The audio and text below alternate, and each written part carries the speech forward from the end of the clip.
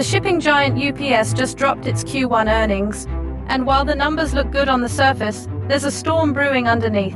With Amazon pulling away, job cuts looming, and economic uncertainty rattling the shipping industry, investors are wondering, is this the calm before the crash? At BizNance Hub, we're breaking down what these results really mean for UPS, the broader economy, and whether this stock is worth your money right now. Let's dive in. United Parcel Service, better known as UPS, has released its first quarter results. And surprisingly, both earnings and revenue have outperformed Wall Street's expectations. The stock saw a modest lift of about 1.5%, but don't be fooled by the uptick. There's more to this story than meets the eye. Unlike in previous years, UPS is holding off on providing full-year guidance. Instead, they'll be offering a second quarter outlook during their earnings call. Why the hesitation? According to the company, predicting performance in this volatile market is simply too difficult. To help us understand the numbers, BizNance Hub brings in the insights of Evercore ISI's transportation analyst, Jonathan Chappelle, and he says the first quarter results were slightly better than expected, but only slightly. Here's why. Most of the upside came from strong volume in the US domestic segment. That means more packages were moved, even though revenue per package, often referred to as yield, actually came in lower than anticipated.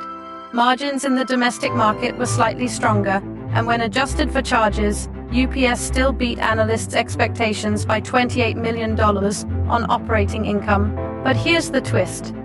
That wasn't the main reason for the earnings surprise. A big chunk of the EPS beat came from a lower tax rate. That's not exactly something UPS can rely on quarter after quarter. So what does that mean moving forward? January was a surprisingly strong month for shipping volumes, but February saw a major slowdown, largely due to rising uncertainty in the market. And by March, that uncertainty was still hovering. Across the entire transportation sector, from railways to trucking, whether full truckload, less than truckload, or intermodal, April is being described as soft. In other words, volumes aren't bouncing back just yet. That makes UPS's lack of guidance for the full year even more concerning. Another huge factor here is cost cutting. UPS announced that it plans to slash 20,000 jobs and close 73 buildings, both leased and owned, by the end of June. They're also analyzing their air network operations to determine what further reductions might be needed based on shifting package volumes. Is this a smart move? Jonathan Chappelle thinks these cost-saving steps are absolutely necessary, especially when you consider a major blow UPS is dealing with: Amazon.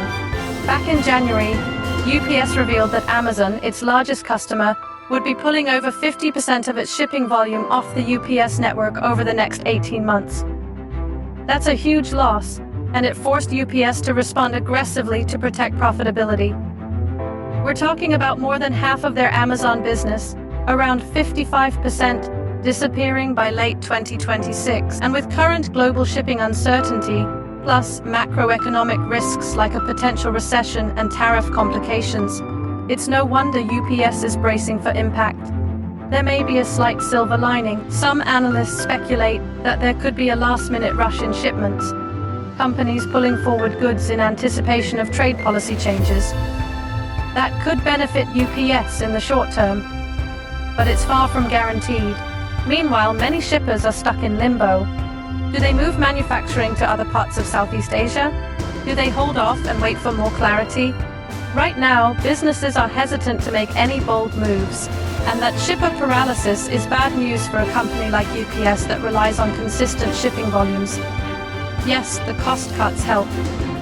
They're trimming overhead, reacting fast, and trying to stay lean. But ultimately, as Chappelle says, it all comes down to the top line, revenue. If that doesn't stabilize or grow, no amount of belt tightening will save the day. And here's another curveball for investors. What happens to the remaining 45% of Amazon's shipping volume? If Amazon continues to build out its own massive logistics network, which aims to reach nearly every US zip code within 24 hours, there's a very real possibility that UPS could lose even more of that business. So, what's the play here for investors? According to Chappelle, now may not be the best time to jump in. Despite the small boost in share price after the earnings release, the stock has underperformed and remains vulnerable to a number of risks. from macroeconomic instability to direct threats from Amazon's growing capabilities. At BizNance Hub, we agree. UPS may be doing all the right things in terms of controlling costs and managing what they can, but when it comes to growth, there are just too many question marks. UPS is a solid company with a strong legacy, but right now it's navigating choppy waters. If you're considering investing, it might be wise to wait until the fog clears and a clearer path forward is visible. If you found this breakdown helpful, hit that like button and subscribe to BizNance Hub for more deep dives into major earnings reports, stock moves, and economic shifts. We bring you straight analysis with no fluff. Thanks for watching, and we'll see you in the next one.